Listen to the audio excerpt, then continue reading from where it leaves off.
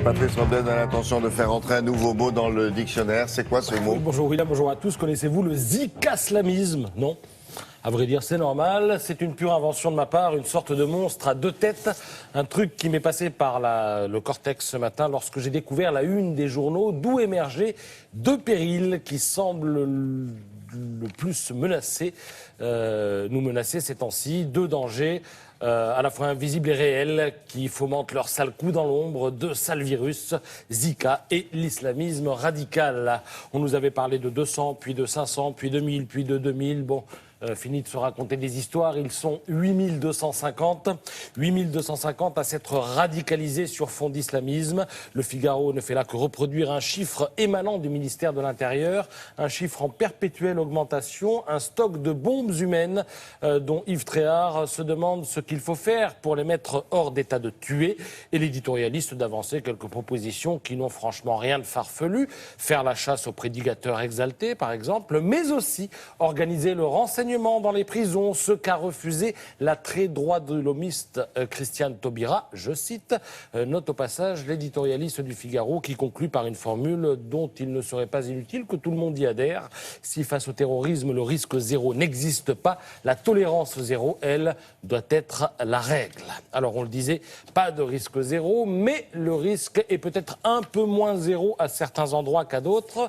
La carte du danger est dans le Figaro. L'Île-de-France est, comme on l'imagine, la région la plus touchée. Sinon, beaucoup plus de radicalisation dans le Nord que dans les Ardennes, dans la Haute-Garonne que dans le Gers, dans les Alpes-Maritimes qu'en Corse, dans le Rhône que dans l'Allier, Paris, Toulouse, Nice, Lyon. Des évidences. Lyon, où hier, 5 hommes et une femme, en partance pour la Syrie, se sont fait alpaguer. Il semble qu'ils aient aussi eu l'intention de s'attaquer à des clubs libertins qu'apparemment ils ne supportent pas, lui préférant sans doute le concept de l'esclavagisme sexuel tel qu'il est actuellement pratiqué chez les djihadistes, si l'on en croit certains témoignages de femmes qui en sont revenues. Alors je ferai moins long sur l'autre virus, Zika. D'ailleurs, il n'a toujours pas fait le moindre mort. Mais ce qui est rassurant, c'est qu'avec lui, on n'attend pas qu'il ait fait un carton pour agir. Il semble que l'épisode Ebola ait fait réfléchir. Avec Ebola, on a tergiversé pendant au moins 6 mois. Conséquence, plus de 10 000 morts pour Zika.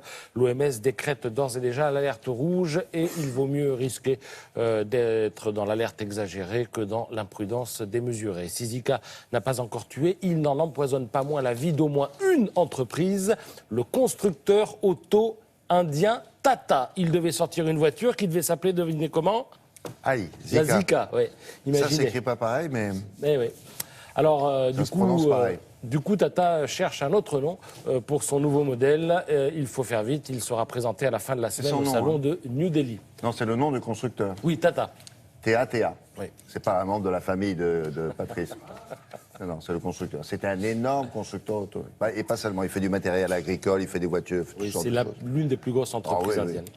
Le Figaro rappelle qu'il n'est pas facile de choisir le nom d'une voiture. Les constructeurs veillent à éviter les impairs. Et c'est pour cette raison que Peugeot, Citroën et Audi ont pris le parti de désigner leur modèle par des chiffres, tout simplement. Alors pour finir, je voudrais juste vous signaler que le Canard revient sur l'affaire de l'accident de Bretigny. Vous savez, la SNCF. Le procureur envisage d'étudier les pièces du dossier montrant que la direction de la SNCF a tenté de peser sur le témoignage des salariés. Le Canard écrit par ailleurs que dès 2008, une fissure avait été repérée sur l'éclisse, cette pièce qui relie deux rails entre eux, dont la rupture a provoqué le déraillement.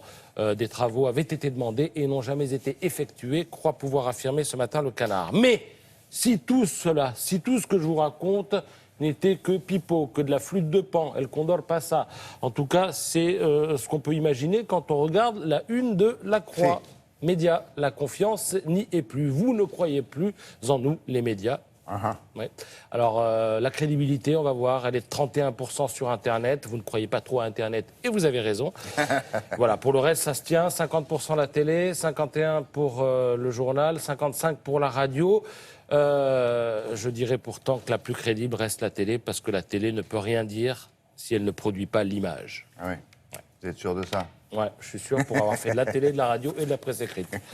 Mais pour convaincre les gens, c'est plus compliqué après. Bah, sur 2, c'est pas mal, c'est un joli score. Ouais. Voilà, à 50%, vous êtes élu. La bouteille, je dirais, est à moitié pleine ou vide? Pleine.